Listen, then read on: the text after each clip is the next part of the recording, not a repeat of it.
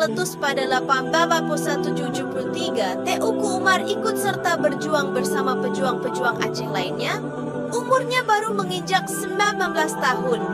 Mulanya ia berjuang di kampungnya sendiri, kemudian dilanjutkan ke Aceh Barat. Pada umur yang masih muda ini, Teuku Umar sudah diangkat sebagai Keuci Gampong, kepala desa di daerah Daya Meulaboh. Pada usia 20 tahun, Teuku Umar menikah dengan Nyak Sofiah, anak Ule Balang Gelumpang. Untuk meningkatkan derajat dirinya, Teuku Umar kemudian menikah lagi dengan Nyak Malikai, putri dari Panglima Sagi Doneriso Mukim. Pada tahun Yavanasana Pamri, Teuku Umar menikahi janda Kut Nyak Dien, putri pamannya Teuku Nanta Setia.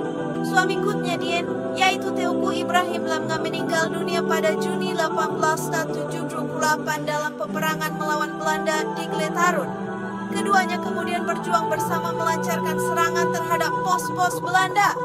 Teuku Umar kemudian mencari strategi untuk mendapatkan senjata dari pihak Belanda. Akhirnya, Teuku Umar berpura-pura menjadi antek Belanda. Belanda berdamai dengan pasukan Teuku Umar pada tahun 1883. Gubernur Van Tijn pada saat itu juga bermaksud memanfaatkan Teuku Umar sebagai cara untuk merebut hati rakyat Aceh. Teuku Umar kemudian masuk dinas militer. Ketika bergabung dengan Belanda, Teuku Umar menundukkan pos-pos pertahanan Aceh. Hal tersebut dilakukan Teuku Umar secara pura-pura untuk mengelabui Belanda agar Teuku Umar diberi peran yang lebih besar. Taktik tersebut berhasil.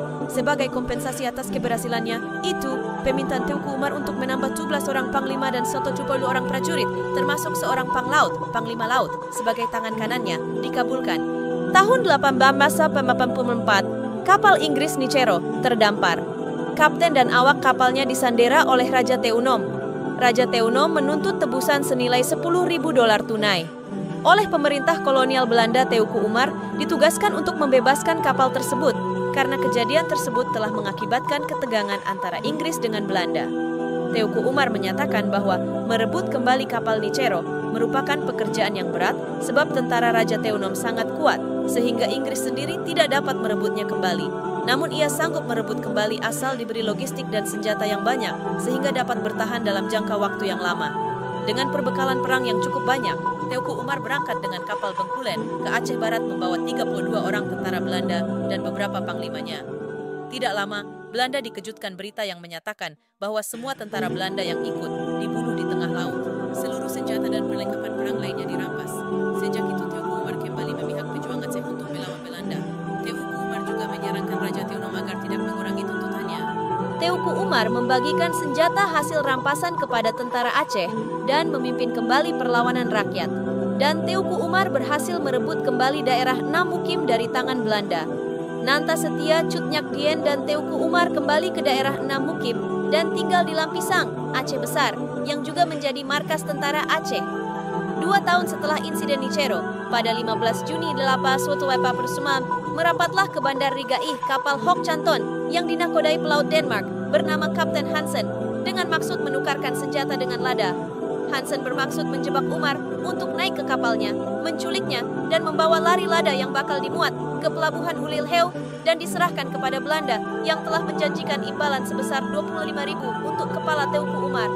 Umar curiga dengan syarat yang diajukan Hansen dan mengirim utusan. Hansen berkeras Umar harus datang sendiri. Teuku Umar lalu mengatur siasat. Pagi dini hari salah seorang panglima bersama 40 orang prajuritnya menyusup ke kapal. Hansen tidak tahu kalau dirinya sudah dikepung. Paginya Teuku Umar datang dan menuntut pelunasan lada sebanyak 5.000.000. Namun Hansen ingkar janji dan memerintahkan anak buahnya menangkap Umar. Teuku Umar sudah siap dan memberi isyarat kepada anak buahnya. Hansen berhasil dilumpuhkan dan tertembak ketika berusaha melarikan diri. Nyonya Hansen dan John Feng ditahan sebagai sandera, sedangkan awak kapal dilepas. Belanda sangat marah karena rencananya gagal. Apa perang pun berlanjut. Pada tahun kami ini, Teuku Cik Titiro dan Teuku Panglima Polem BI Raja Kuala, ayah dari Teuku Panglima Polem, Muhammad Daud, gugur dalam pertempuran. Belanda sebenarnya pun sangat kesulitan karena biaya perang terlalu besar dan lama.